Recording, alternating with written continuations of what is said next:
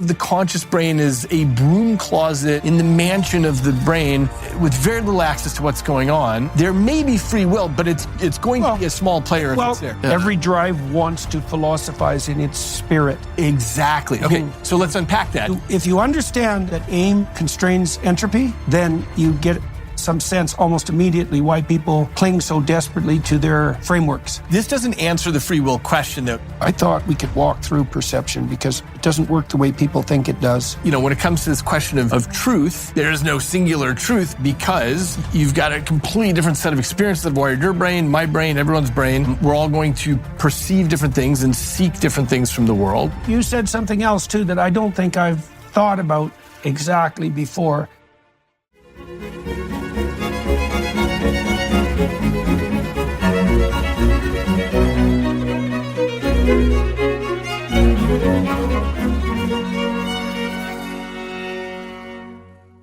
Hello, everybody. I had the opportunity to speak to David Eagleman today. David is an adjunct professor of psychiatry at Stanford University. He doesn't run a lab there anymore because he runs two companies, Neosensory and BrainCheck. David recently did a course for Peterson Academy called Brain Plasticity, and in the largest sense, that's what we talked about today. Plasticity, to some degree, is an archaic term and based in an archaic metaphor, but it's been well adopted, thoroughly adopted in the neuroscience literature, and it means something like adaptive flexibility.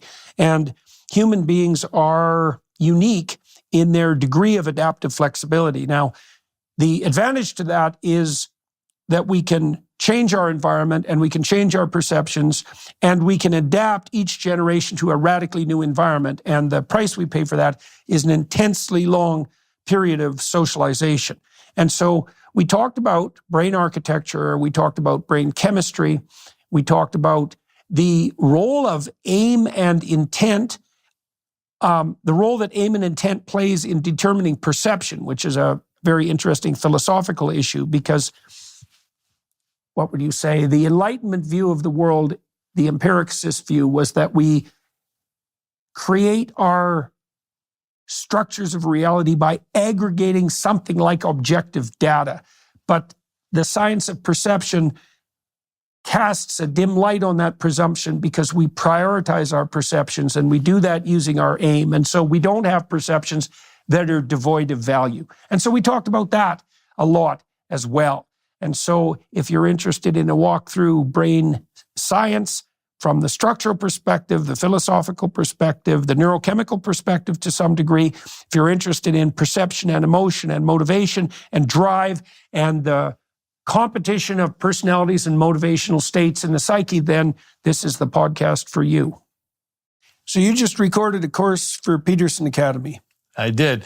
Yep. So on brain plasticity, which is really my favorite topic. It's about how brains absorb the world around them and adapt to them. And you know, the interesting part about this is that we are the only species that is as plastic as we are. So, you know, you see a zebra get born and in 45 minutes it's running around, or a dolphin is swimming after a few minutes of being born.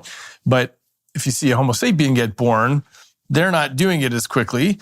And the reason is Mother Nature essentially came up with a different trick with us where she drops us into the world half-baked and we absorb the world around us, our language, our culture, we take everything that's happened before us and we springboard off the top of that. And this is the reason why Homo sapiens has taken over the planet and been so successful, because we, unlike a horse that's essentially living the same life that horses have for generations, we are living different lives every time.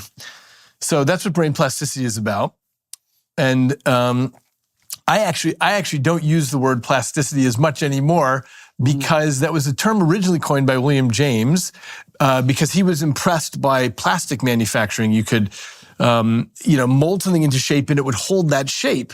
And he said, that's kind of what brains do. You know, you learn the name of your fourth grade teacher and that gets written down and retained. So he called that plasticity. But what we're looking at is a system of such complexity. We've got 86 billion neurons. We've got, 200 trillion synaptic connections. And every moment of your life, this forest of neurons is reconfiguring and changing. And so I tend to call this live wiring instead of plasticity, only because I think the days of being impressed by plastic manufacturing are past us now. Where what we're looking at is a system that, every second of your life from cradle to grave is reconfiguring to represent the world around you and all of your experiences and all of your memories. Let's talk about perception. I was reading, The Secret Incognito, The Secret Lives of the Brain, and you spend a fair bit of time in that book talking about perception. And so I thought we could walk through perception because it doesn't work the way people think it does. And the fact that it doesn't work the way people think it does has, I think, profound philosophical implications. So I want to walk through some ideas that I've been developing with you and see what you think about them. Great. So one of the things you pointed out, for example, in the book was that if you get people to look at a painting, which you might think of as a process akin to what a camera does when it takes a photograph, but you ask them different questions about the people in the photograph. So if I remember correctly, the example you used was a picture of a family in a domestic scene in a house. And you could ask them, people who are watching, who are looking at the painting, what those people were doing just before the painting image was fabricated, or you could ask them how wealthy they are, or you could ask them how old they are. And while you're doing that, you can track the movements of the viewer's eyes. And what you see is that the pattern of visual movement, so of eye movement, is similar across people depending on the question that's asked, but different in consequence of the question. So, for example, if you ask people how rich the people in the photograph are, they'll look at the clothing and the material objects in the painting. And if you ask them how old they are, they'll gaze at their faces. And a painting isn't, when you're looking at a painting, it isn't necessarily that big an object, but there's still pinpoint perceptions that have a pattern and the pattern reveals the relationship between the goal of the perception and the perception. Have I got that right? That's exactly right. And so the key is, if you ask these people, if they did anything different while answering the question, they won't have any idea. Mm-hmm. But their eyes are like, on a covert operation doing the thing. Yeah. So as you know, of course, eyes jump around about 3 times a second. Those are called saccades. And then in between, there's little microsaccades. But the point is, we're not aware of that at all. So when your brain is going out to seek the answer to a question, it's running its mission and it's looking at all the points and pieces that it needs to gather the information. But we consciously are totally unaware of that. And this, of course, is representative of most of perception. Mm-hmm. We don't know how we're gathering the data, but this is what we do. In fact, so what my book Incognito was about, of course, was that almost everything in the brain is happening unconsciously. You just don't have any access to it and really no awareness or acquaintance with it either. And this is just a good example of that. You used a couple of words that were interesting in that description. You talked about you said something approximating being on a mission to answer a question.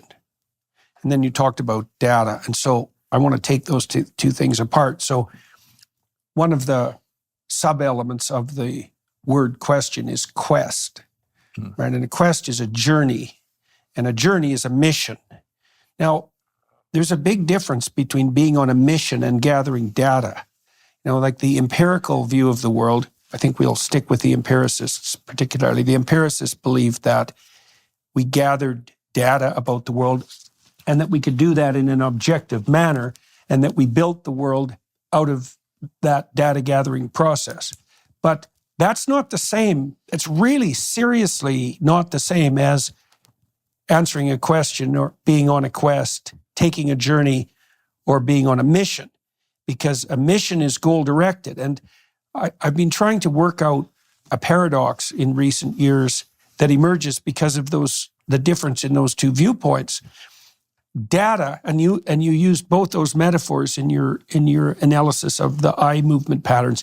Data implies something directly that's value-free, but mission implies value.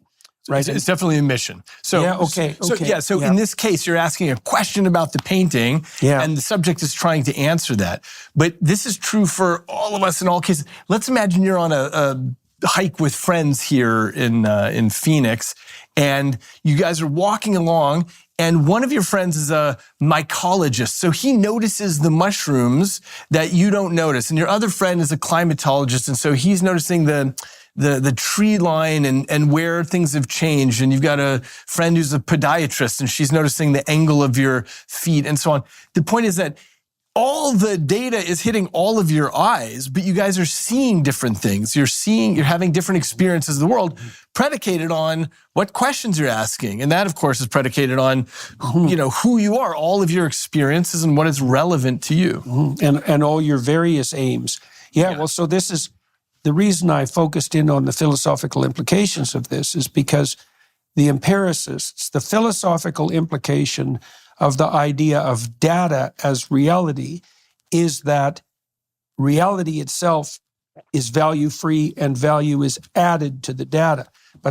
But mission is a whole different way of conceptualizing things, because if the basis of data is perception and perception is mission-driven, then insofar as perception is reality, reality is not value-free. And that's at the level of perception, right? So this is why the difference is so crucial, because the empirical presumption is the data is there, you add value to it. It's like, no, the value is built into the perception, right? And there's no place in the perception where the value isn't built in. You talked about those so when your eyes move, the saccades. How many different levels of saccades are there? There's the big ones about 3 times a second, and then there's the micro saccades, which are always moving. That's for a slightly different reason. But and then you can also move your eyes voluntarily. So there's lots of patterns of eye movement. There's smooth pursuit eye movements when you're following something. Right. Yeah, exactly. Right, and then the fact that I can do this, and then I can do this. Sure. And then also, one of the things that's interesting about, you could say, the perception of perception is that we're very much inclined to watch other people's eyes. Like generally when we're conversing with people, when we're interacting with them, we see their eyes and we can see their face, although somewhat less their whole head, but at least their face, which is an emotional display system around the eyes. And the reason that we want to watch someone's eyes is because we can see what they're looking at. And the reason we want to do that is because we can infer their mission. Right. Exactly. We can infer their motivations, which is crucially important. Well, if you're in a defensive situation or a sexual situation or, any situation for that matter. And so by watching someone's eyes, you can infer their mission. But one of the corollaries of all of that on the philosophical side is that this is such a bizarre thing to understand, is that our aims structure our perceptions. Right. So so I've been separating that. I want you to tell me what you think about this. So I came up with a hypothesis when I was writing my last book, which is that a story is a description, you could say. A story is a description of the value hierarchy that structures perception. That's actually what a story is. And so part of the reason that we're so interested in stories is because, as you pointed out, when you look at the world, there's many, many ways you could look at any scene. Many, an infinite number of ways, in fact. Yeah. So you have to navigate your way through every glance. And the structure of navigation you use determines the purpose of the perception. But it's also a strategy. And so if I know your story and I can see that you're successful, then I can adopt your mode of perception. Right? It's not your mode of adding value to the world. It's way more fundamental than that. Does that? Yeah, tell me what you mean by adding value to the world. Well, you could think of the world as a place of dead facts, that they're all equally perceivable. It's like, well, no, because perception's value-based. Because we've always thought, in some ways, folk psychology is perception first, right? And then it's motivation or emotion after that, let's say, and then it's cognition. And that, and sort of in a linear chain. And that turns out to be it's staggering. It's not just wrong, it's staggeringly wrong, because the values inform the perception so deeply that in many ways they determine the content of the perception, as we were talking about with regards to the painting. Hello, everybody. I want to tell you about Peterson Academy. So, as I watched the universities deteriorate and become inexcusably ideologically rigid over the years, I started thinking about what might be done to address that. We have the technology at hand now to film the best lectures on any given topic at every university around the world, and to bring the results of that filming and distribution to a wide audience at a very low cost. And we also have the ability to do that with the best possible production quality. And so I started working with my daughter and her team on Peterson Academy a number of years ago, and we launched in August. We have about 40 courses on our platform now. We're producing for a month, and I think I can say without hesitation that they're the best courses that you can obtain on topics associated with higher education anywhere. And they're beautifully filmed and produced. There's a very inviting and welcoming social media element to Peterson Academy, and it's all available at an eminently reasonable price. We set out to produce the best education platform in the world, and I think we managed that. Go to Peterson Academy and gain access to the kind of education that was once reserved at the best institutions for the most elite and privileged of students, and change your life in consequence. Yes. Yeah, that's absolutely right. And the fascinating part is that all this is happening unconsciously. We're going and we're seeking out answers from the world, but, and it's a matter of what your attention is drawn to also. So, if I say, hey, what's the feeling of your shoe on your left foot right now? Right. You can become aware of that. You've got all the data, if we want to call it that, available to you, but you're only seeking little parts. And this all depends on your internal model of the world in terms of, who you are, what is relevant to you. And that's the filter through which we interpret everything. And, so, when it comes to this question of truth, there is no singular truth, because you've got a completely different set of experiences that have wired your brain, my brain, everyone's brain. We're all going to perceive different things and seek different things from the world. Something we might get into later that I'm very interested in, and I know you are too, is this collection of neural networks or personalities that we have inside. And Nietzsche's view on this was that they each have their own truth. They're each perceiving. So, we could talk about that right away. Yeah. Okay. So, I know you and I are both fans of Nietzsche, and the every drive wants to philosophize in its spirit. Exactly. Okay. So let's unpack that. Yeah. So it's you've got all these neural networks that have different drives and want different things. And what Nietzsche meant by that, just for the listener, of course, is, that each of those drives puts together a story or its truth about why it's seeing the world that way. So the information that you would go out into the world to seek, the mission that you run, depends on who's ascendant at that moment. Yeah, that's for sure. Yeah. Okay, fine. So let's delve into that. Okay, so when psychologists first started talking about drives, who was that? I can't remember the name of the psychologist. He was an early behaviorist, but a sophisticated one. The name will come to me later. They were working at building a model of the nervous system really from the reflex up, right? And so their behavioral hypothesis was, don't explain anything using any more complex terminology if you can explain it in terms of reflex. And you can get very basic neural systems that are reflexive, that are basically spinal, and they really run in an automatic way. And so then you could imagine chains of those reflexes. You could imagine those reflexes chained together so that more and more complex behaviors could come about. And there's some truth in that.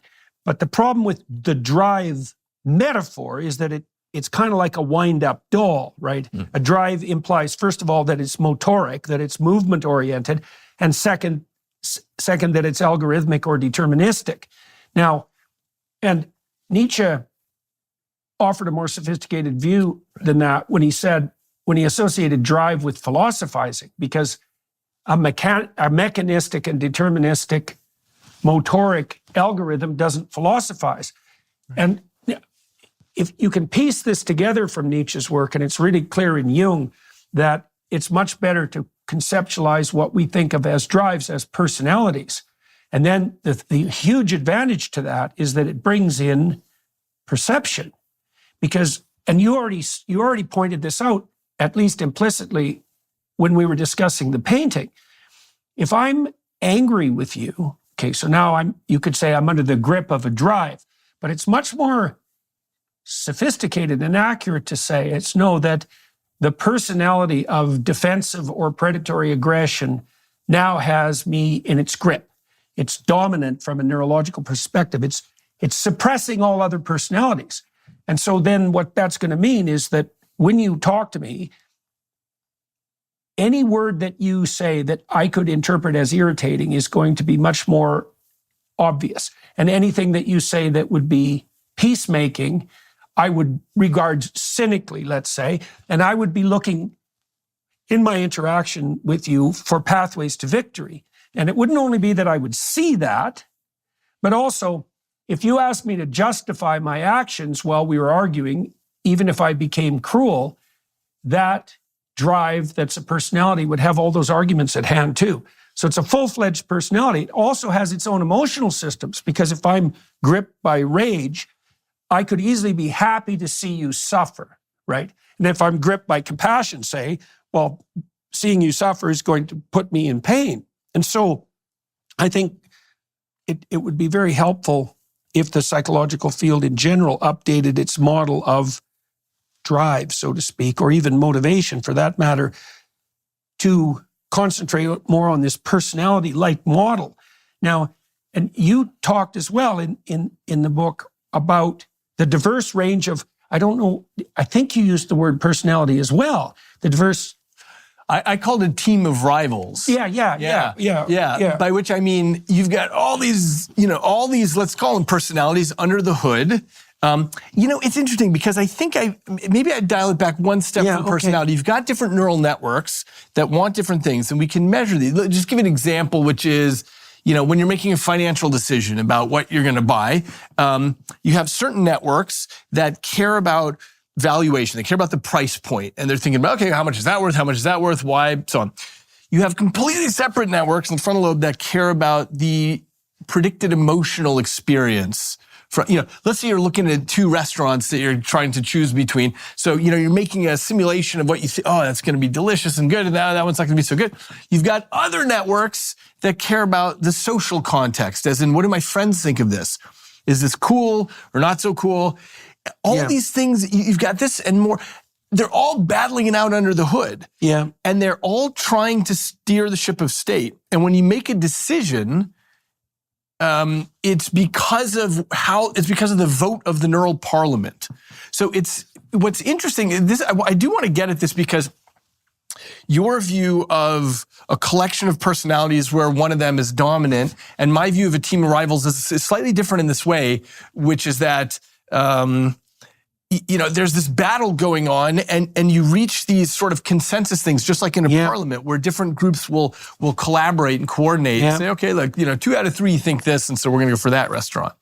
Well, that would be calculated. My suspicions are is that enough of those rivals aggregate together, they can inhibit everything else. That's exactly right. So they'll join forces, and then their rivals will sink into silence because they've gripped they likely grip the neuropharmacological circuits that can inhibit the rivals. Yeah, I think that's exactly right. Now, some of that would be calculated unconsciously, right? Almost all of it. But then maybe we could hash this out a little bit. So imagine it's something like this. So you're making a decision. A lot of these you make pretty quickly.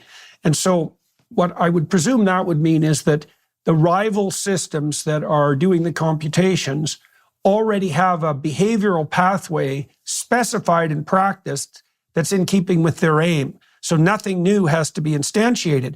But imagine that there are situations where a novel situation arises and rivals emerge, but there isn't a clear pathway, even if one system obtains dominance. I suspect that's when you have to become conscious and you have to think, because one of the mysteries in your book, and it's a mystery period, is given that we can compute so much unconsciously, and given how narrow the focus of consciousness is, and even how limited its ability to control, let's say, what's it good for at all?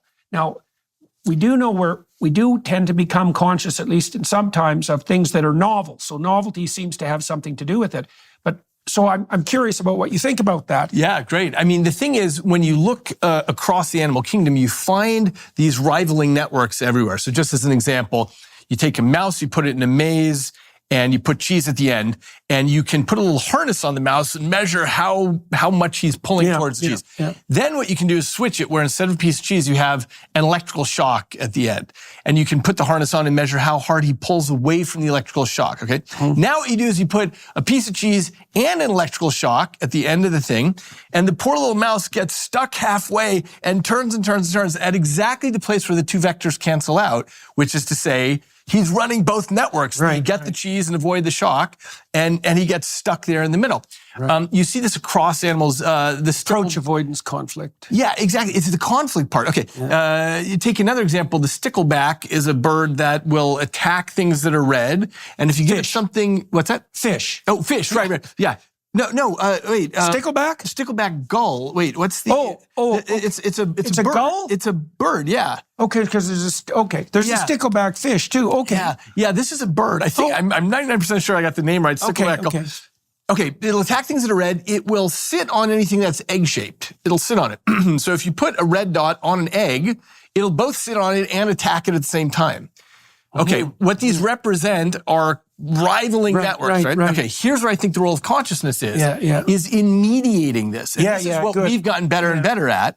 And so when we have rivaling networks in a novel context. Well, that would be a novel context, right? Where you have a system that's automated, another system that's automated, but the conjunction produces a paradox. Okay, so we could think of we could think of the reason for the emergence of the cortex in that regard, because I read a series of brilliant papers on hypothalamic cats, right? So these are cats whose entire cortex is decerebrate cats. Yeah. Their entire cortex has been taken out in most of the limbic system.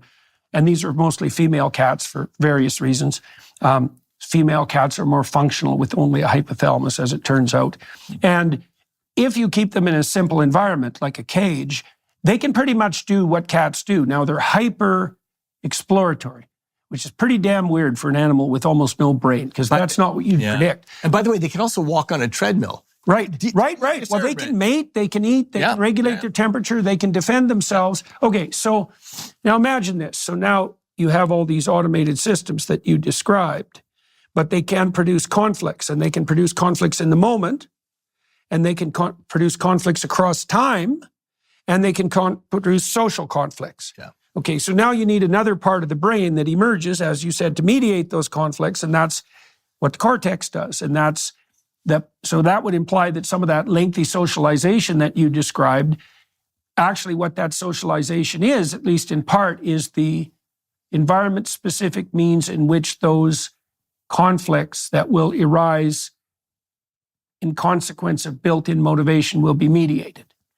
Right. Yes. So, right. And now here's the thing. Rats and cats have cortex. Yeah. But what we have that they are not so good at is the ability to mediate well, such that we don't get stuck in the middle of the maze, but we can make a decision we can actually weigh in and say, okay, you know what? I'm not going to get stuck with these two networks. I'm going to decide on something. This is what I think consciousness is about. It's the higher level abstraction that allows you to say, okay, look, this isn't something that's automated. This is a new situation I'm in. I don't know what to do here. And then the CEO, gets called up and there's like you take a large company, the CEO can't possibly know what's happening in the company. There's, 100,000 employees, right?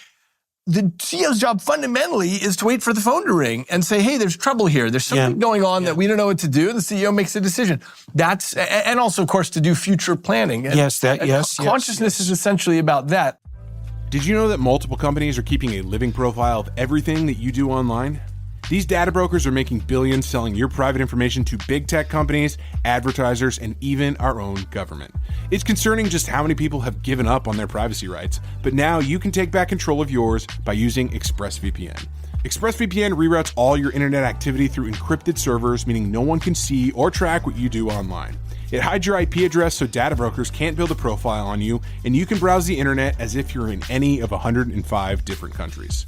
Both our hosts and production teams here at the Daily Wire use ExpressVPN to reroute all their activity through secure, encrypted servers and hide their IP addresses. That means no one can track them or build profiles on their behavior. ExpressVPN is also incredibly user-friendly. One tap to connect and it works across all devices, your phone, tablet, TV, desktop, protecting up to 8 devices at the same time. Your entire family can stay protected without any hassle. And right now you can get an extra 4 months free when you use our special link. Go to expressvpn.com/Jordan and get 4 extra months of ExpressVPN. That's expressvpn.com/Jordan today. Yes. That's also a conflict mediation process, future planning. Yeah. So that the right. present doesn't interfere with the future. Yeah, that's right. That's right. And so I think what this, what I suggested in Incognito is that maybe we can look at the way that animals resolve conflict or don't, like the poor rat that gets stuck in the middle. And we can use that as at least a rough metric for the degree of consciousness that an animal has. Because the assertion there is that, you know, consciousness allows you to mediate these things and figure out a path forward there. Would you, okay, so a couple of things. So you could imagine a mechanism that would allow that to okay, so here's 2 potential mechanisms. So like system A has a goal and system B has a goal, and now they're locked together. Okay, so now you need a superordinate goal that's higher than both of those that can be used as a reference point to rectify the conflict, right? And you can imagine chains of those superordinate goals, right? So we get stuck in a conflict here, we're going to do this. We get stuck in a conflict here, we're going to do this, and so forth, like ad infinitum. Okay, so the cortex is going to produce those melding goals. Then that might be something like sequencing. I'm hungry and tired. So what I'm going to do is I'm going to eat now and then sleep, or I'm going to sleep now and eat. And that way the conflict between those 2 things is reconciled in a higher order frame that would take the future into account. Yeah. Right. And so, but then maybe the physiological mechanism is that, you know, so let's say you could turn left in the maze or you could turn right in the maze and you're spinning because you're in this conflict. The mechanism for resolution could be that the inhibitory capacity of the free cortex, so it's not bound by any given motivational state, is shifted in favor of one of the systems, right? So because focus of attention seems like that. If I'm angry, for example, and I really focus my attention, well, I could inhibit the rage or replace it with something, but I could also amplify it. Like there does seem to be voluntary attention seems to be something like the capacity to amplify it. You'd think that would be something like the turning of spare multi-purpose neural tissue to one side of a particular operation. So, yeah, the difficulty with the consciousness question, of course, as we know, is there's no single spot in the brain that is, you know, consciousness. And so when I think about rivaling networks, I tend to think about them rivaling directly with one another. You're, of course, totally correct that, you know, for example, visual attention can amplify certain things. Right. It's like coming from visual cortex, you can pay auditory attention to something or something like that. But so you're gathering more resources for that, exactly, for that phenomenon. Exactly. But I have to confess that we just don't know what consciousness is. Where does consciousness live in that? I mean, we can talk about visual attention, auditory attention, and so on, but where's this? It's not like an extra bit that just pays attention consciously. So that's still a bit of a mystery. It's a major mystery because nobody can figure out what the awareness element is for, right? Especially since it's so limited. Yeah. Well, what it's for, of course, is what you said at the beginning, which is the way that we go on missions into the world. You know, if I'm looking for the red object, then I find the red object. If I'm looking for the thing that looks like a broom, then I find that in the crowded space, and so on. So visual attention is what allows us to parse the world in a way that's aligned with our mission, that what we're trying to answer in that moment. Well, that's it. It's in the moment, right? It's got to be something like that, because you could imagine that there would be quests that are automatized so completely that the circuitry is completely there, right? But then there are new quests, so to speak, that, well, because they're new, the circuitry isn't there. Now, Goldberg pointed out when he was looking at, this L. Conan Goldberg, he was Luria's student, he pointed out that when we are learning something new, much broader areas of the cortex are activated. It's much more energy demanding. And then as we learn something and automate it, this is in the typical right-handed male. So first of all, it's the patterns of cortical activation are very widespread, and there's a lot of energy that's being used probably because perceptions aren't well specified, and there's many potential pathways of action. Exactly. And then the activation pattern shrinks away from the right hemisphere into the left, and then it moves from the left front to the back. And as it moves, it becomes smaller and smaller area until a little machine is built, essentially, that's automated. And once that's built, well, you don't need consciousness, and it's hyper efficient. That's exactly right. So the unconscious brain, which is most of what's happening, is all about speed and efficiency. So if you look at, for example, this study has been done with playing Tetris. So you take a bunch of people, male and female, of course, left and right-handed, and you teach them to play Tetris. So when they're first learning and they're amateurs, their brain is on fire with activity as measured functional magnetic resonance imaging. So you're measuring their brains. After they become good at it, the activity shrinks and shrinks. Right. It's less and less. I did this. I competed against this 10-year-old world champion cup stacker. So he takes these cups and stacks them. It's this routine that you do as quickly as you can. I had never done it before. So we both wore high-density EEG caps, electroencephalography, and we looked at what was going on. And of course, my brain was on fire with activities. I was trying to figure out what the heck to do. But he, practicing 4 hours a day on this, his brain is essentially quiet while he does this incredibly rapid routine. So it's exactly right. The job of the brain is to take novel things and say, hey, if this is relevant and I need this, I'm going to burn it down into the circuitry so I never have to think about it again. Like bicycle riding, when you're first learning, you're paying attention to your torso and your legs and you don't know what you're doing. When you get good at it, then you can text on your phone, you can talk to someone while you're biking because it's now part of the machinery of the brain. Right. So you could think about consciousness as something that's continually climbing up a ladder of automated processes, right? So you think and practice, and that all automates, and you become hyper efficient in your perceptions and your actions, and that disappears in some ways from consciousness. It becomes becomes part of the substructure of consciousness. Exactly. But then consciousness itself climbs on top of that. So it's like consciousness is like the bleeding edge of adaptation. Oh, nice. I like it. Yeah. That's exactly right. And what's interesting, by the way, I talked about this in the brain plasticity course and in my book, Livewired. What's interesting is that given who you are and what you've already packed down into your machinery, that determines what is relevant to you for the next thing, such that there's a million things you could learn or could pay attention to at every moment, but you're only going to take on those things that are relevant to you and push them down into the unconscious brain as a result. And we know, for example, the acetylcholinergic systems are involved in this process, which is to say, they tag relevance. They say, hey, this is something that means something to you for whatever reason, who knows, but you really care about, stamp collecting or genealogy or artwork or whatever it is that you care about.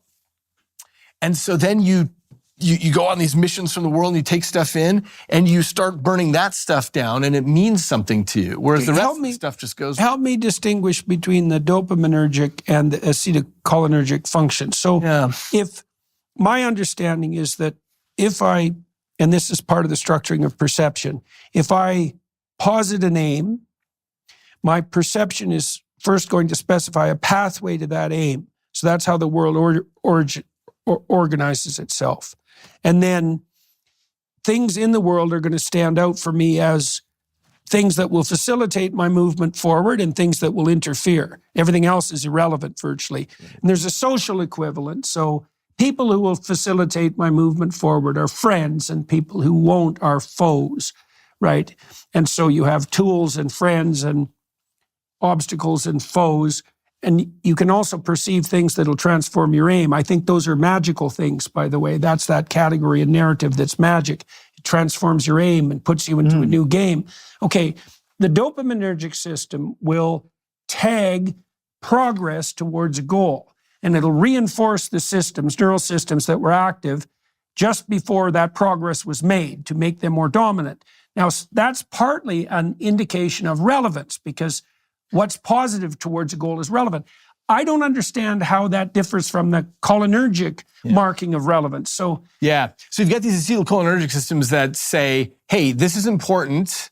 I want you to initiate plasticity here. And by the way, these systems, just like dopamine, actually broadcast all around the entire brain. So the dopamine system is involved in saying, hey, that was better than expected.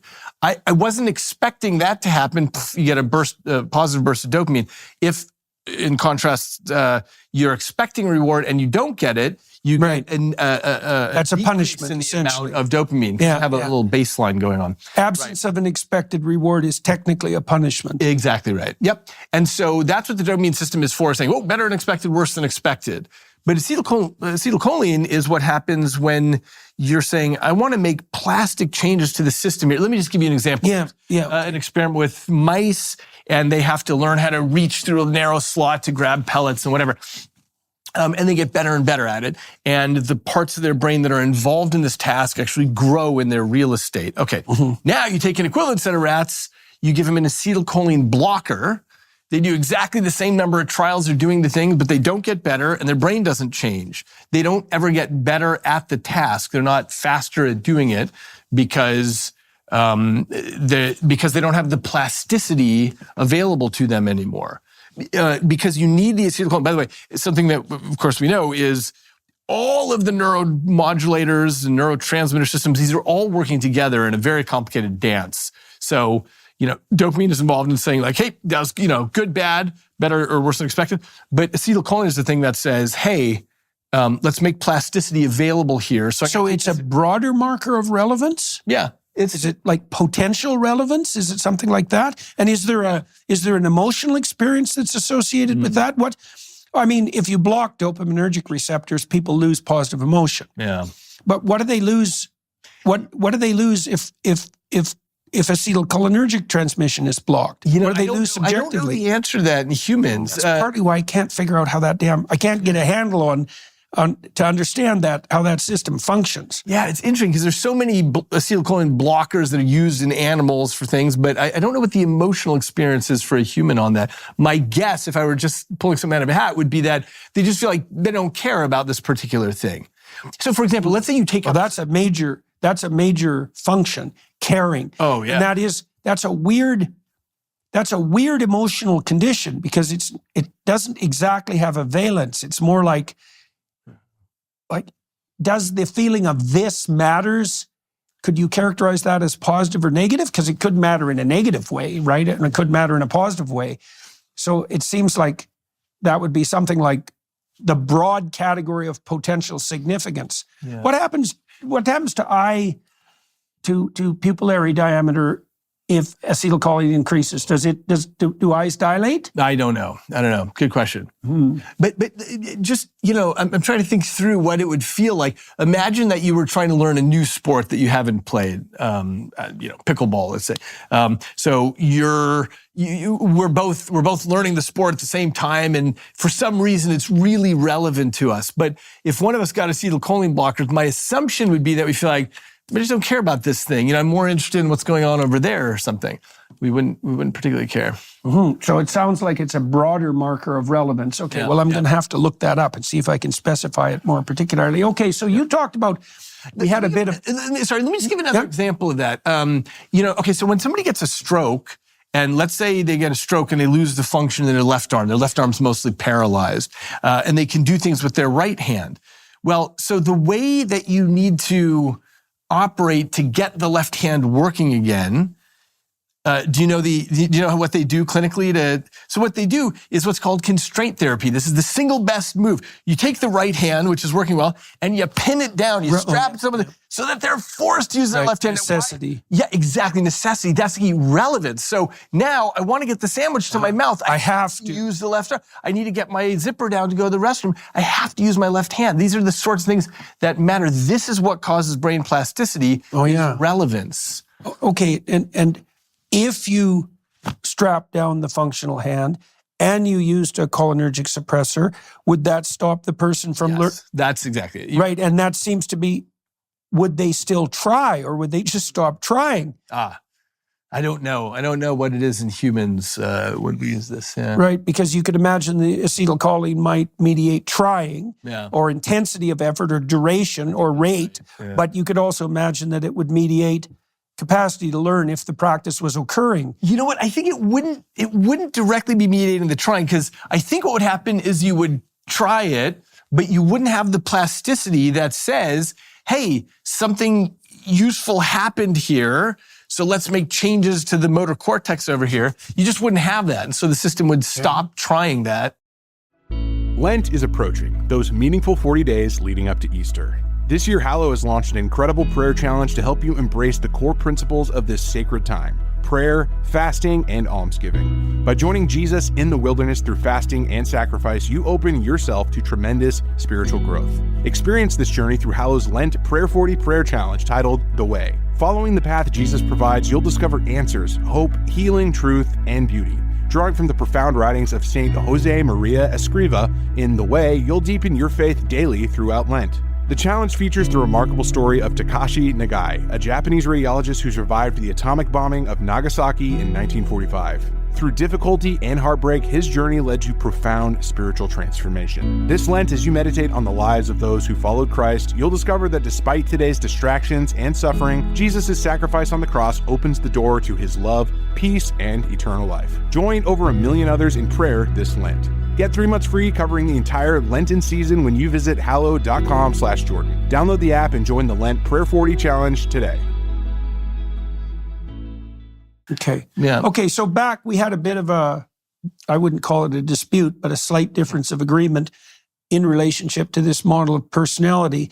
And you talked about rivals. I mean, rival is a narrative-like metaphor, right? To have a rivalry is a rivalry between beings, generally speaking. It's all right? we ever have, but, narrative metaphor. But I think there's something worth taking apart, is because maybe you could say, well, if the rivalry is primarily played out at an unconscious level, then the metaphor of personality is not quite accurate. And so I'm just trying to think through if that's true, because if the systems are automated completely, I wonder if they're automated, I don't know if they would come replete with perceptions and thoughts exactly. I have a suspicion that it's not, as Nietzsche said, that each, or he didn't say it, but he implied it maybe, that each one is coming with a personality or something. But my suspicion is that each one is reaching out to other spots like visual cortex, like your limbic system, like your frontal cortex. When a network is dominant, it's sort of pulling information and sort of constructing a personality. Well, that's a good idea. That's a good idea. So that would account for the archaic conception of possession. It's something like that, right? Well, obviously, if a drive comes to dominate your behavior, it's taken possession of your personality. Yeah. Like clearly. Nice. Okay, so then you could imagine that there's, okay, so maybe it's something like this. So maybe imagine in a motivated state that there's an automated core. And that automated core isn't going to be accompanied by a tremendous amount of consciousness.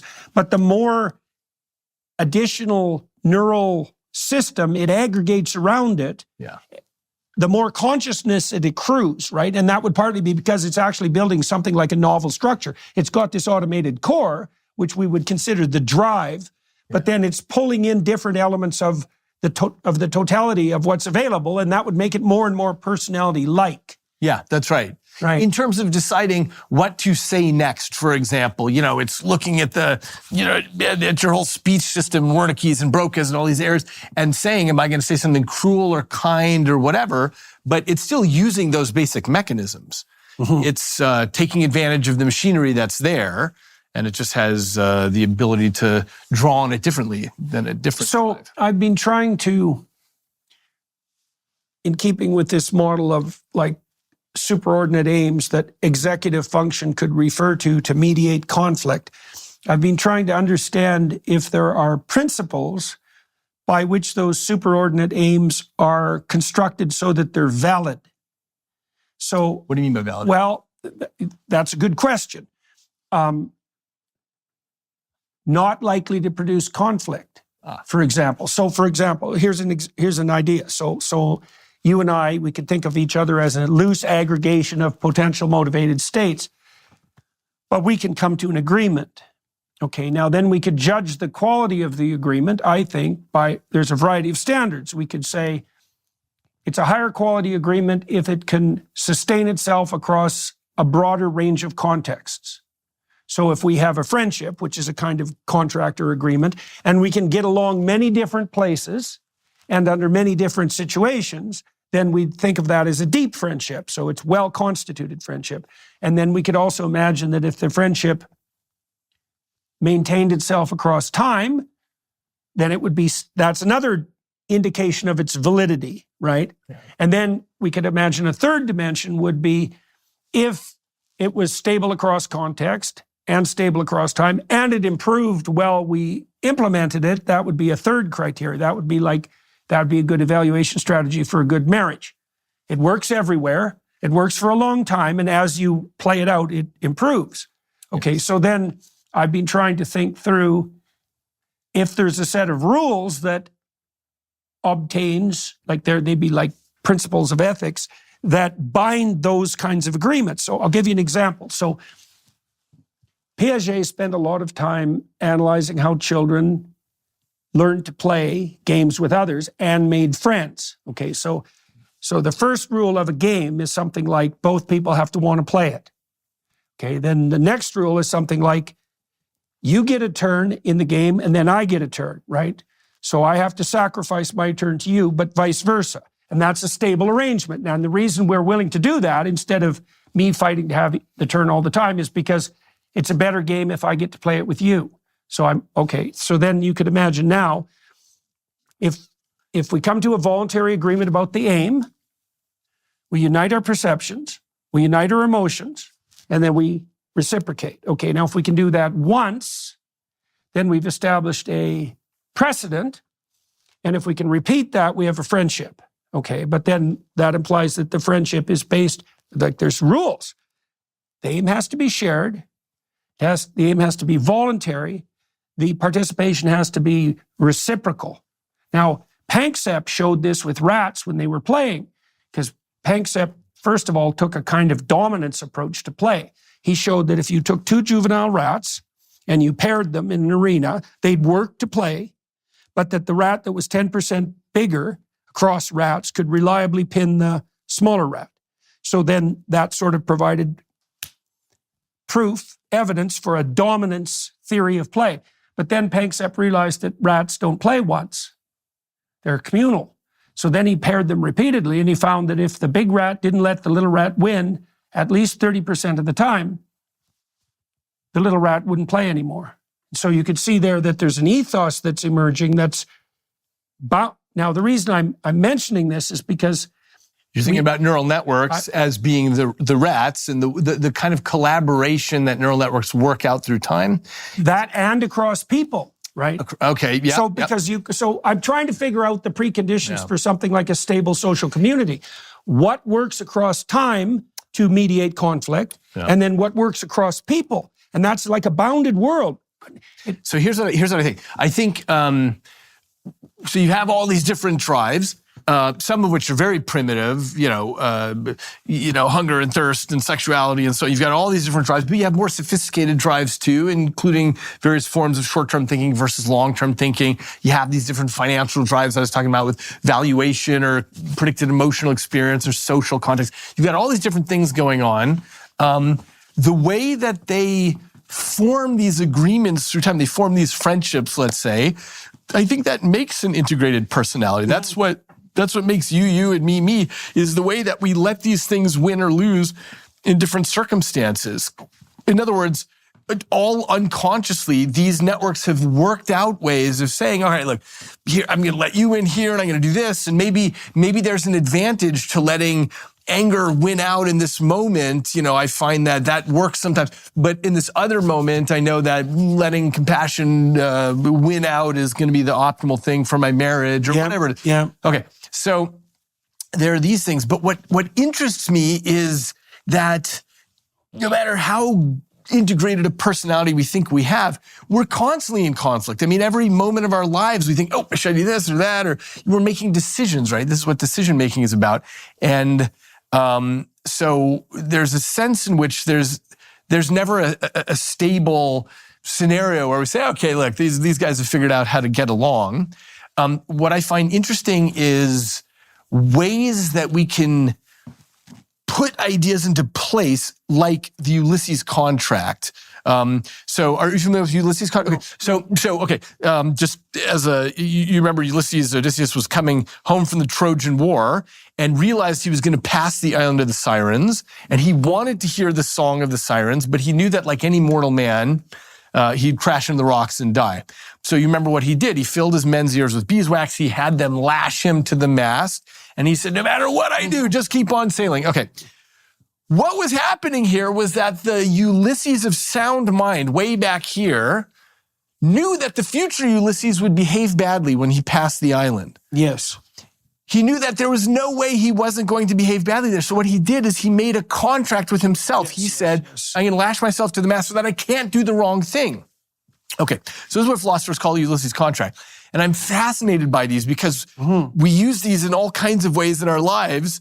And actually, one of my next books is about this because I think it's the most practical way when you're in a moment of sober reflection to think about, okay, who do I want to be and how can I establish a Ulysses contract with myself? Yes, definitely. That I can't break. It's an unbreakable kind of contract. Yeah. And so I'll just give you an example of this. Why were you driven? Yeah. Why were you attracted to the terminology contract? Because it's not something you can break. Because it's not that Ulysses said, okay, tie me to the thing, but leave a little string here that I can pull and let the ropes down or something. It's that he was bound to that mast. He was attached to it and could not get off the mast. Okay, that's the important part. So, it's like a marriage contract. Yeah, exactly. But even more, a marriage contract you can break also. But the key with Ulysses contracts is you really want to make them unbreakable. Here's just a couple examples. For example, in Alcoholics Anonymous, the first thing they have you do is clear all the alcohol out of your house. Because even if somebody feels like, hey, look, I'm done, I'm not going to drink, but I'll leave those things in case I have a party or whatever, they know that on some, festive Friday night or a lonely Sunday night or something, you might, okay, so you get rid of it. So that the temptation can't be there. Or with drug addiction programs, first thing they tell you is, look, don't ever walk around with more than $20 in your pocket. Right. Because even if you think you're over it, at some point, someone's going to offer you drugs. And if you've got the money, you might spend it. So there's a million ways that we can make these kinds of contracts with ourselves. And the reason it's important is because what we're doing is setting up some kind of higher order ideal. Yeah. And I know you think about this in terms of religion. I think religion is the religious enterprise is what would you say? It's the establishment and analysis and experience of those higher order contracts. I think that's a way of defining it. So you can think of the higher order the contract, the more religious-like it is. That's another way. This is a definition, by the way. I don't know that I agree with the definition, but because let me think. Because all the Ulysses contracts that I try to always set up in my life, I don't think about them as being religious, although they are. I mean, they're. That's why it's a matter of definition. Okay. Right. Okay. Well, so let me ask you a couple of questions based on what you just said. Okay. Because there were two ways you went, as far as I could tell, and I can't reconcile them. Okay. So we started talking about games, and you started talking about the manner in which these teams of rivals interact. And there was a suggestion there for a moment that there is something game-like about it, that so that rival systems might be integrated into a higher order agreement, which is essentially what a game is, right? I mean, when two teams are competing on a playing field, you could say they're competing, but they're also cooperating in that they're playing the same game. Like if the game degenerates into a fist fight, a basketball game fist fight and a hockey fist fight are the same thing, right? They're not basketball or hockey, they're a fight. Right. Okay, so you can imagine a higher order agreement that has okay, so then the question would be, is the mediation between rivals best conceptualized as a game? And you pointed in that direction for a minute, but then you switched to the Ulysses contract. And so I'm wondering, like, how would you contrast a game with a contract? I think the contract is part of the game, which is to say, gosh, I know I'm going to behave badly in that situation. So as one twist on this game, as a play in this game, I'm going to put something in place so that I can't do it. It forbids it. It forbids it, exactly. It's a way of saying, look, I know I've got all these rivaling networks and I'm not going to get through this. I know that right now I feel like I'm not going to drink or smoke or whatever somebody's trying to get, or die. Okay, so I've never had a drinking or smoking problem, but one thing I do try to prevent is, I'm in a restaurant and let's say it's a predefined meal and they put a dessert down. I want to have a taste of the dessert, but I don't want to eat the whole thing, okay? And what happens is, as I'm sitting there talking to everyone, I end up eating the whole thing like an idiot. So what I do is I take a bite or two, and then I take the table salt and I cover the thing in salt, the chocolate cake. So that's my Ulysses contract, because I know that the me of 3 minutes from now is going to keep sticking my fork in it. So I'm making a contract with myself that I can't break because now the cake is ruined. And so this is just one play in the game of dealing with these rivals. It seems to me that there's a deep analogy between that Ulysses contract and something like the rule of a game.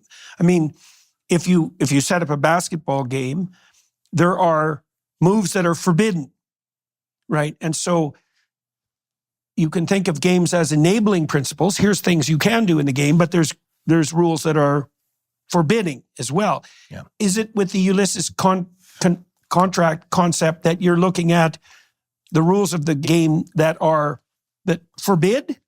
Is that the fundamental concentration on the Ulysses contract side?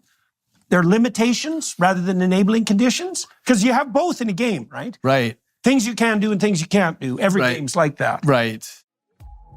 Success in business isn't just about offering an amazing product or service, though that's certainly essential. What truly sets thriving companies apart is having powerful, reliable tools working behind the scenes to streamline every aspect of the selling process. These are the systems that turn the complex challenge of reaching customers and processing sales into something that feels effortless and natural. That's exactly where Shopify enters the picture, transforming the way businesses operate in the digital age.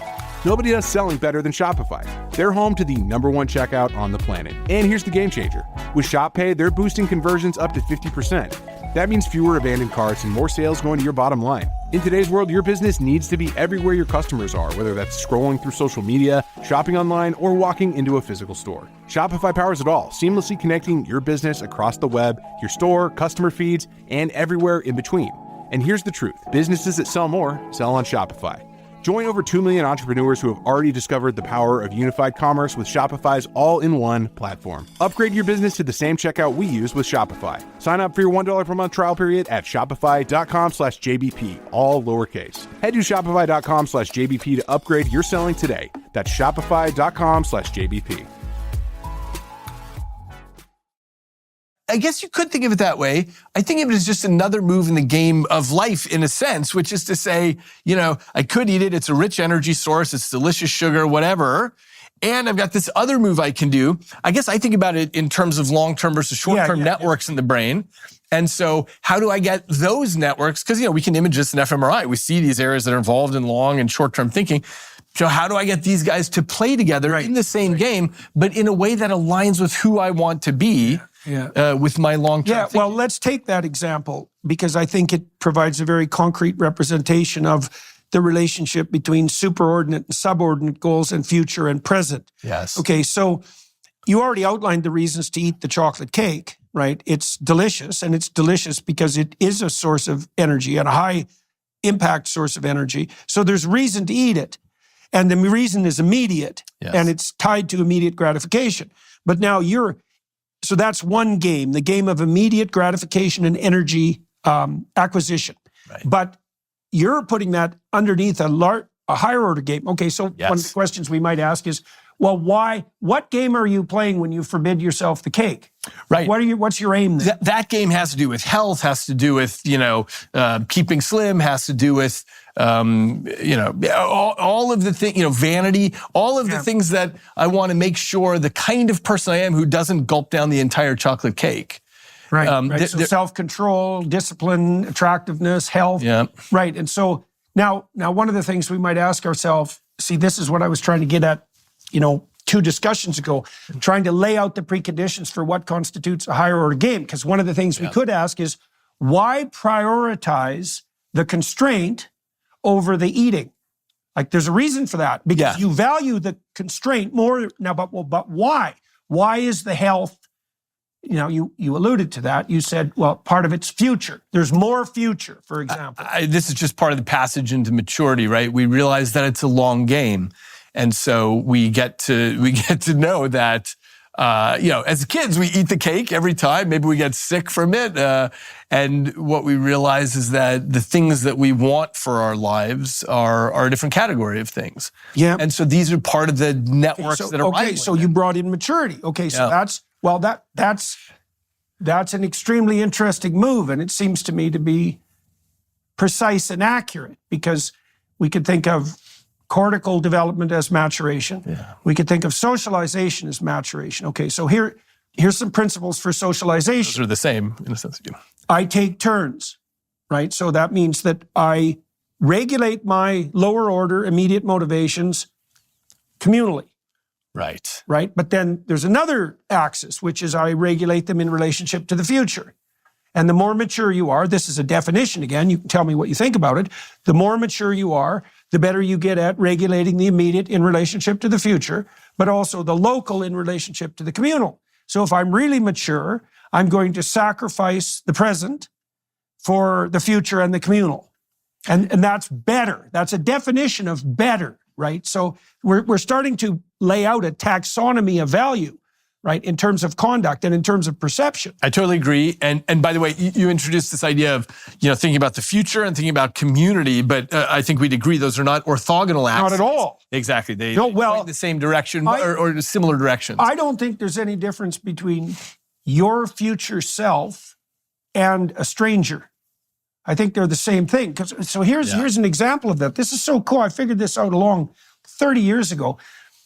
Psychopaths have no compassion, but they don't learn from experience either. And so that means that not only does the psychopath have no compassion for you, he has absolutely no compassion for himself tomorrow. And then you think, oh, well, those are the same thing, right? There's no difference between those two things.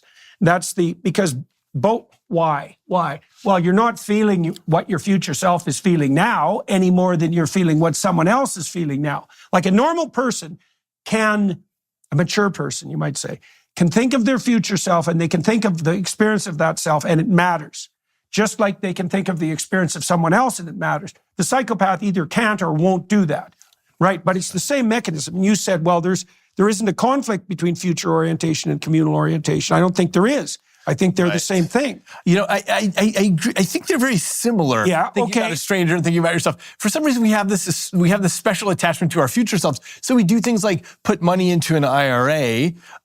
We do all kinds of things that we're doing for our future self. So our future self will be, happy, we imagine, even though our future self will be unrecognizable to us. You don't know who that future person is, and you're making all kinds of decisions in deference to them. Yeah, well, that's so that begs a question, right? Which is, what are the preconditions for people to form an alliance with their future self? Yeah. And it could easily be, you tell me what you think about this.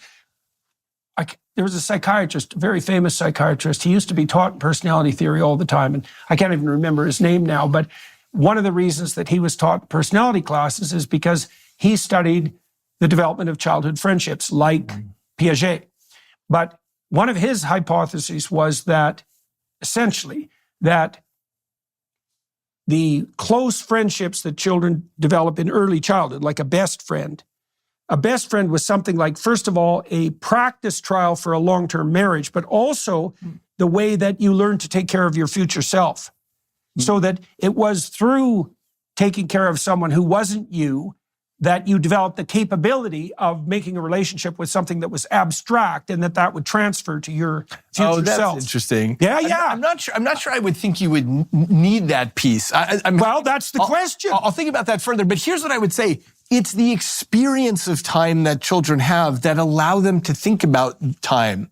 In other words, if you and I talk about ancient Rome, we're at an age where we can kind of think about 2,000 years and think about what that means. An eighth grader learning about that in school really can't imagine 2,000 years. No. Much less imagine 50 years, what that time or even scale. next week. Exactly. Yeah. But as you mature in the world, you're able to think about timescales that you simply weren't able to before. Right. So some of it's directly experiential. Exactly. You do learn that if you do X today, 2 days from now isn't so good. Yeah. And you can make that connection, and that wouldn't be intermediated by some other person. Right. Right. So, well, there's no reason to assume that there aren't multiple sources of information that would mature you. Agreed. Okay, great. So where we get then is maturation leads to an ability to think long term. It's this capacity to think about who do I want to be is something that requires experience and some amount of wisdom. And this is, I know that we share an interest in stories. Yeah. And how this can help us set an idea in our heads for, hey, that's who I want to be. I hadn't thought about this because my short-term networks have been having fun and I've been, in elementary school and middle school and so on. But now I'm really starting to think about this and what impact I want to make in the world. Anyway, when you have that idea in mind, even let's imagine a person is religious and really has established, hey, I want to be like this deity or, this role model of any sort. There's always conflict though, right? Because then you've got temptations in front of you, all around you. And so there's always this rivalry. I only mention this going back 10 minutes because the issue of, do these systems work out some sort of nice gameplay? Sort of, but there's also the fact that they're always in conflict. Mm-hmm. You're just always dealing with this, even when you have... Well, that's also, maybe I would say that even if you work out a harmonious game, which is probably not a bad model for a well-integrated psyche, right? It's a well-integrated game because you're not at cross purposes to yourself, let's say. There's enough novelty that's constantly being infused that conflict's going to emerge. I mean, even imagine you have a stable marriage. Yep. Right, but a new problem emerges with a child. Well, that doesn't exactly mean that the marriage contract is being violated, but it does mean that now you have a new complex situation to deal with where you might say that not only is conflict inevitable in that situation, you might say that it's desirable because now imagine that, your child has hit puberty or something and so new problems emerge. The truth of the matter is you actually don't know how to deal with those problems. And so conflict would be useful there insofar as it's identical with diversity of opinion.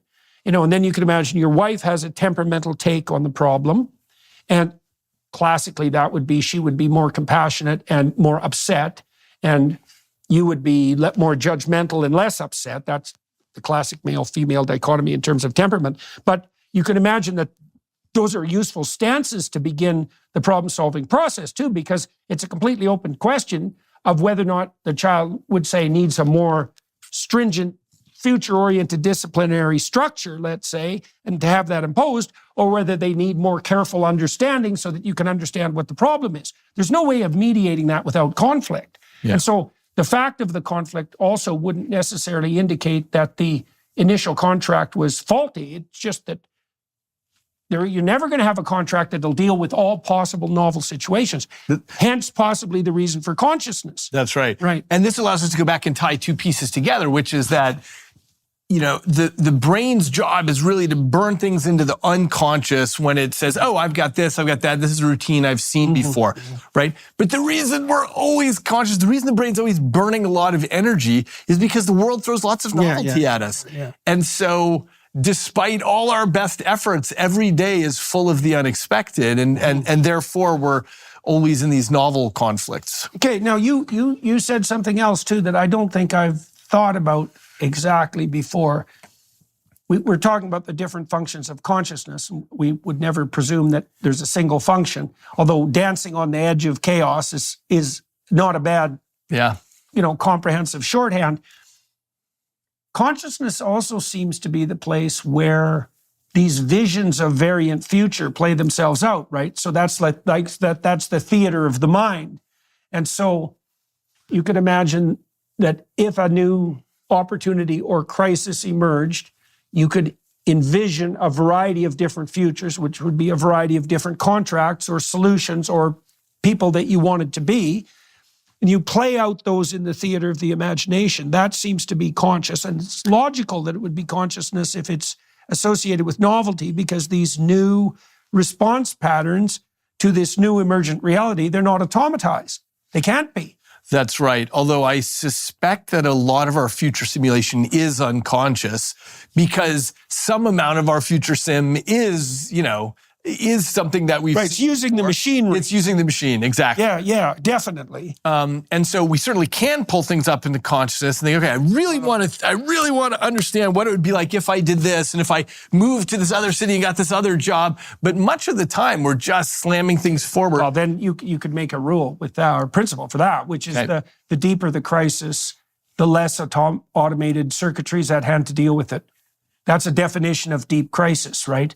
So for example, like moving houses in the same city is not as complex as moving to a house in a new city, right? And it's because more of your subroutines can be maintained if it's just moving within a neighborhood. That's right. Right. So, and see, Carl Friston, the neuroscientist, he's derived a pretty decent model of anxiety as an index of entropy. And so, right.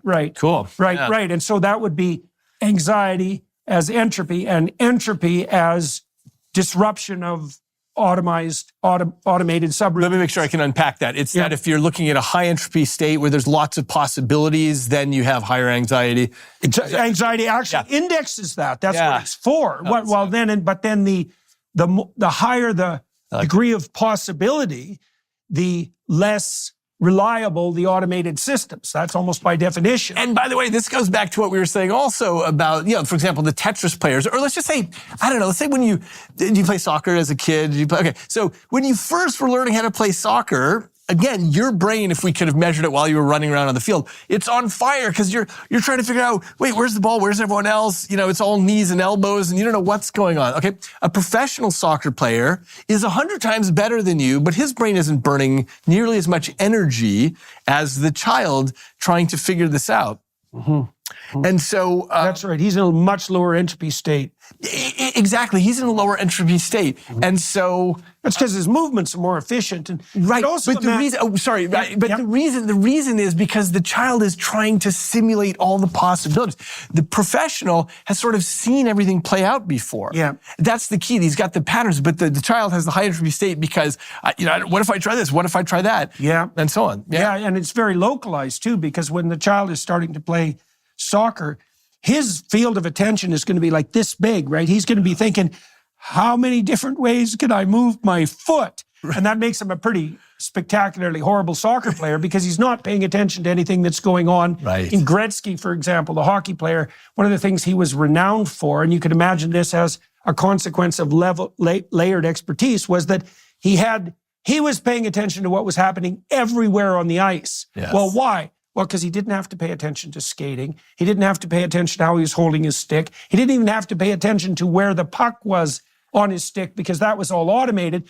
So he can move up to higher and higher levels of abstraction. And what he famously said is, I'm not thinking about where the puck is. I'm thinking about where the puck is going to be. Right. Yeah, well, and you do that when you learn to drive. Yes. Like as you get to be a better and better driver, you look farther and farther down the road.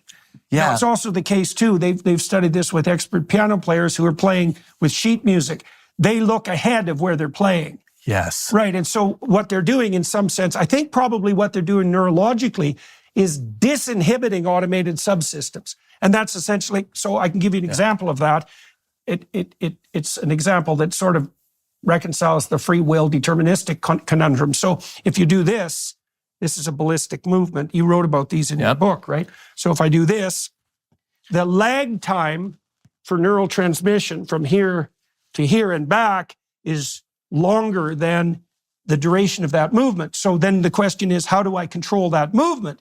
And the answer is, well, I've automated this routine, which is why I can stop my hand, because I can't stop it voluntarily, right? So what happens is I have the routine at hand, I disinhibit it, and it runs automated. Now, I have no free will during that ballistic movement. Yeah. And so what seems to happen with free will, so to speak, is that as the horizon of the future approaches, free will disappears. We devolve into automation as the present makes itself manifest. Oh, that's very interesting. So a lot of what I've studied in my career has to do with time, our perception of time. And the bottom line, of course, is that we live slightly in the past. Why? Because it takes time for signals to get, processed and integrated, right? So when signals hit for example, I used to play baseball, and when you're swinging at a fast pitch, this all happens unconsciously. The best you can do as this ball is traveling from the mound to the plate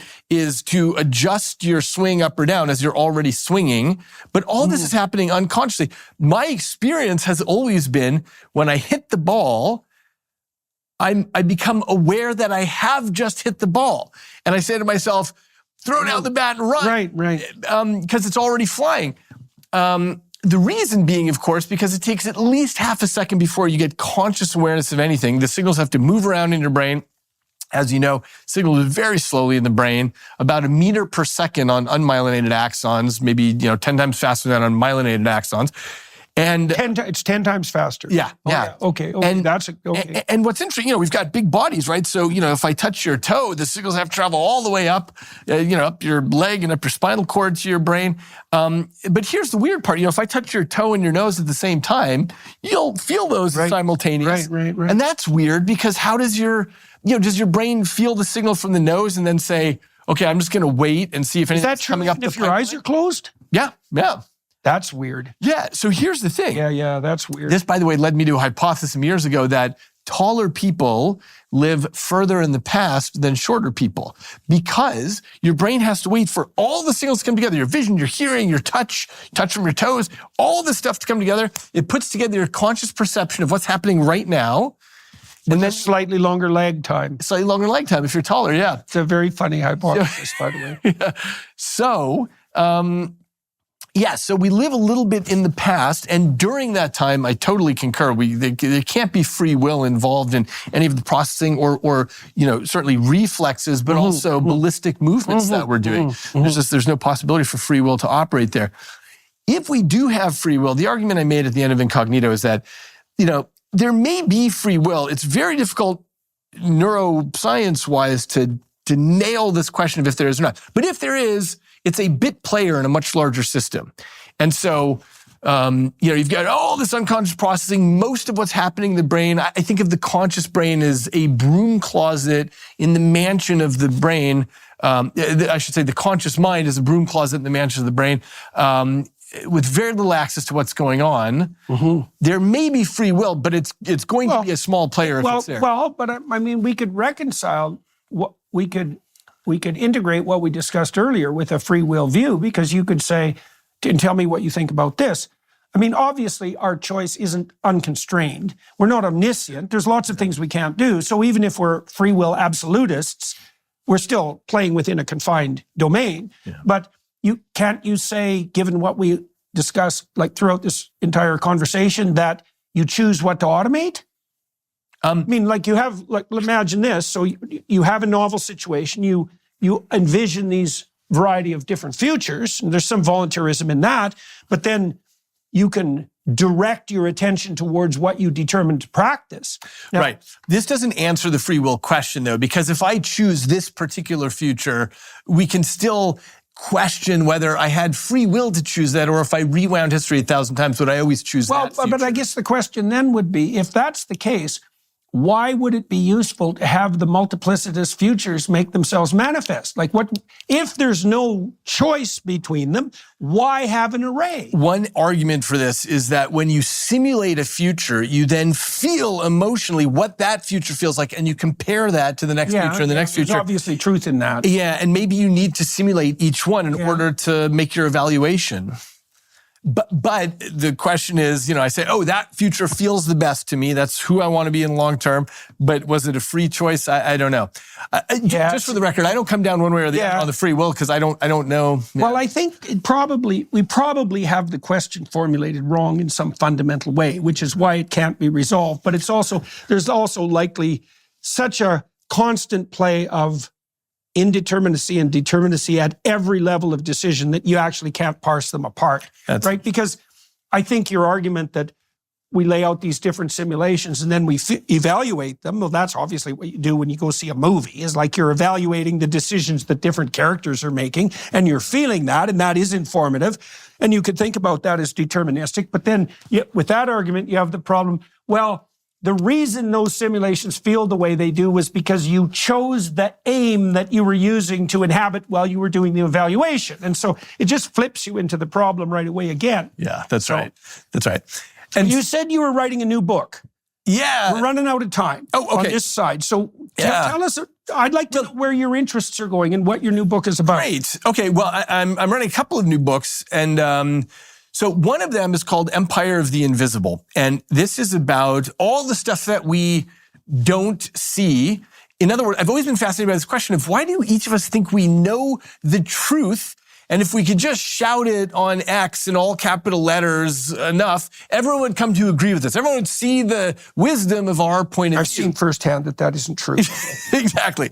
So everybody on social media knows the truth, and on any side of the spectrum, whether you're a denizen of Wokistan or Magistan or whatever, everyone feels like it's clear. And my question is, why do we all have such limited internal models where we think we know the truth? I'm saying this in a way that's free of any political opinion. I'm speaking metapolitically now. And so this is what Empire of the Invisible is about, is how do we come to our internal models and why do we take them so seriously when we... Well, this is why Friston's work, by the way, is so helpful. Right. Well, if you understand, at least in part, that aim constrains entropy, then you get some sense almost immediately why people cling so desperately to their frameworks, right? It isn't just that the framework lays out the pathway or specifies the perceptions. Yeah. It restricts entropy. And, nice. And then... Let me just unpack that for the listener. It's that when you say, okay, like this is my view, I've got this, then the uncertainty is reduced. And you've got... Yeah, to almost nothing. Well, and then there's actual physiological consequences of that, because what happens if you, especially involuntarily, enter a high entropy state, you start burning up future resources you burn up resources that could be conserved in the future, in the present. And what that actually does is age you, right? So that's an imagine a chronically elevated stress response in response to additional uncertainty. That's right. And one of the main goals of the brain always is to reduce energy expenditure. Of course. Just on the immediate time scale, yeah. Of course. Yep. Of course. So that's the other thing that happens too, is that, and this is, I think, the other side of the emotional landscape. So a specified and constrained aim reduces entropy. I think that's the crucial issue. But it also sets up the framework within which hope is possible. Because to the degree that hope is dopaminergically mediated, right, it's a consequence. See, Friston actually had a unified theory. He told me about this when I interviewed him, because I had worked out the anxiety entropy theory with my lab in a separate paper. But he said something that I didn't know at all. Dopaminergic pleasure is also an entropy reduction phenomenon. And this is why it's so cool. So imagine that you have your aim, your goal, and now you can compute the energy required to get there. Okay, now that the farther you away from their goal, the more uncertainty there is in the pursuit. Now, if you take one step toward your goal and you do that successfully, you get a mark of positive emotion from that. That's a dopaminergic kick, but that does indicate an entropy reduction. Yeah. So both positive and negative emotion regulation are associated with entropy reduction. Oh, lovely. Yeah, no kidding. Well, that's a key thing to know when you're thinking, why are people so glued to their worldviews? It's like, well, because their positive emotion is dependent on and the regulation of their negative emotion. It's like, oh, okay. And it's a positive feedback loop, because once you have your point of view on something, then of course we know about confirmation bias and other ways where you seek data that merely validates and you ignore the data that speaks against it. You can see that given what we talked about with regard to perception, you can see why that's the case.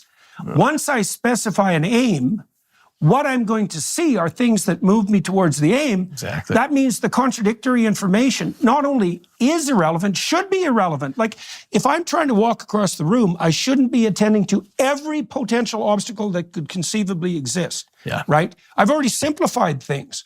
So the obstacles aren't even there. Right, exactly. By the way, which makes me want to come back to a point that you mentioned about socially seeing people as friends or foes. In fact, the way we see most people in the world are strangers that we don't need to worry about. Yeah, exactly. Irrelevant. Most things are irrelevant. Exactly. Most things are irrelevant. Yeah. And thank God for that. Yeah, exactly. So that's analogous here. So hallucinogens seem to blow that into pieces, by the way. That's what they do. Is they cause you to pay attention. Yeah, exactly right. Yeah. You pay attention. Everything becomes relevant. So that's the awe-inspiring element of the experience. But it's also very, very, very high entropy. Yeah. Right. And you know what I was going to say? That this also ties back to another thing about maturation. Maturation, as who is it? I think it was Fitzgerald who said, is the ability to hold two contradictory ideas in mind at the same time.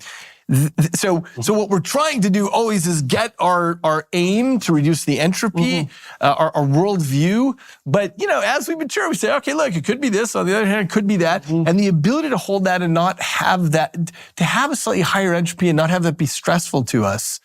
I don't know that I have a neural model. That's not a bad definition of a kind of a true confidence, right? Yeah. Right. It's also it is the model of sophisticated thinking, because one of the things you do when you think is voluntarily enter into a higher entropy state.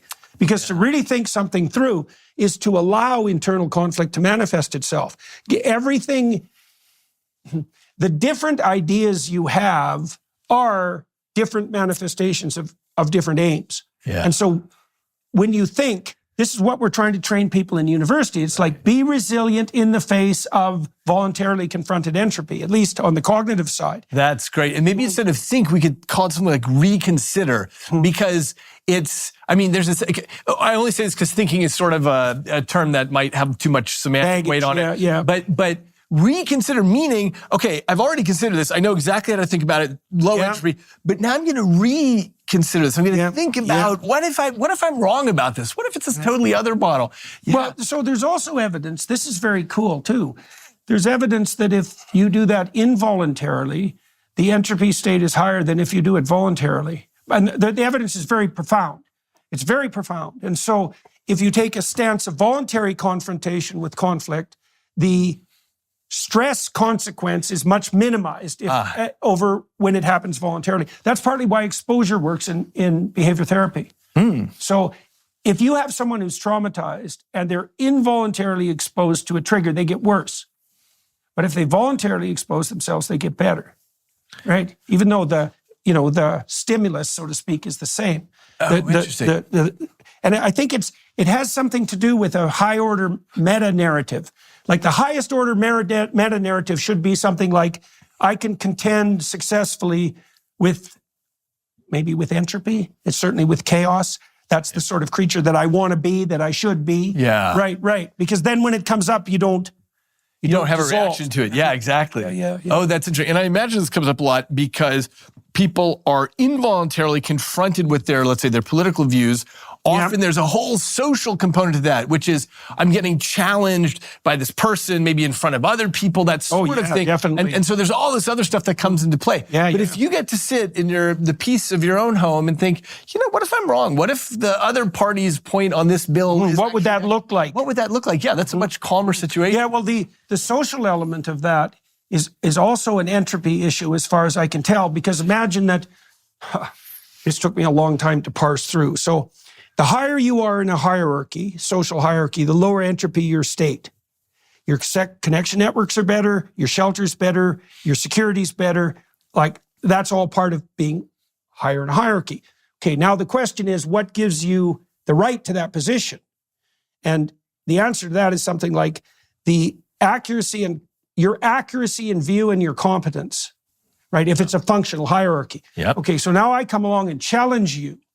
Okay, so part of that, I'm going to cause internal distress in the manner that we described, but I'm also questioning the validity of your grip on the position in that hierarchy. So imagine a faculty meeting where you make a presentation or a professor makes a presentation and a first-year graduate student stands up and issues a successful challenge.